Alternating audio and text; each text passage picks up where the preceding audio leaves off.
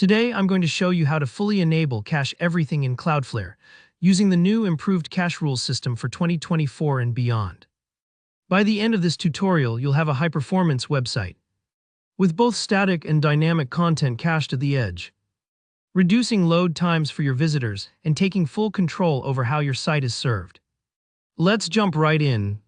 First up, it's important to understand that, as of 2026, the old page rules method has been replaced by Cloudflare's cache rules.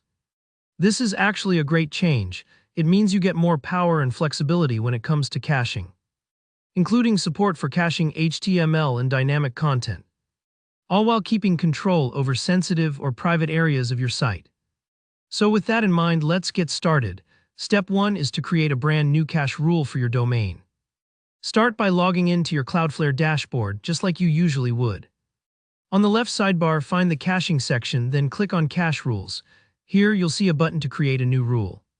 Click that and you'll be prompted to give your rule a name. It's best practice to use something descriptive, like Cache Everything 2026, so that if you come back months later, it'll be easy to remember exactly what this rule does and why you put it in place. Next, we'll set up some matching criteria to tell Cloudflare which requests you actually want to cache. Some folks want to cache just certain parts of their site, but if you want that fast, snappy experience for every page, you'll want to cache the entire thing. To do this, set the field to hostname, operator to equals, and then type in your actual domain, something like example.com. If your site has both www and non-www versions, make sure you set up rules for each variant. But don't forget, you usually don't want to cache admin areas or dashboards, especially if you're running something like WordPress. To handle this, add an additional condition by clicking the AND button. Then set the field to URI path, operator to does not contain, and value to /wp-admin. This basically says, cache everything on my website, except for any page that's part of the admin dashboard. Now, let's make sure Cloudflare is set up to actually cache all the content, including that critical HTML. In the cache eligibility area, you'll want to select Eligible for Cache. This is the modern equivalent of the old Cache Everything option you might be used to, but with a lot more reliability. In the Edge Cache TTL field, choose Ignore Cache Control Header and use this TTL from the dropdown.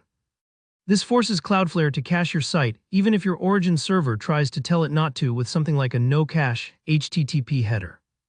Set the duration, for example, 7 days is a solid window for most sites, balancing fresh content updates with speedy performance. If you want to be extra thorough, you can also set the browser cache TTL, which tells your browsers how long to store files locally, reducing repeat visits, load times even more. With everything filled in, hit deploy to activate your new cache rule. But don't just take Cloudflare's word for it. Let's verify everything is working as expected. Open your site in an incognito or private window so you're not testing with a cached version. Right-click anywhere on the page and choose Inspect, then click into the Network tab. Reload your site and click your main domain request. You're looking for the CF cache status header. If it says hit, congratulations. Your content is being served from Cloudflare's cache, and your visitors will enjoy a much faster experience. And that's it, you've enabled Cache Everything on Cloudflare the modern way using cache rules. If this walkthrough helped you, go ahead and like the video. And let me know in the comments if you hit any snags or if you have questions about advanced caching setups. Don't forget to subscribe so you don't miss future tutorials like this. Thanks for watching and happy optimizing.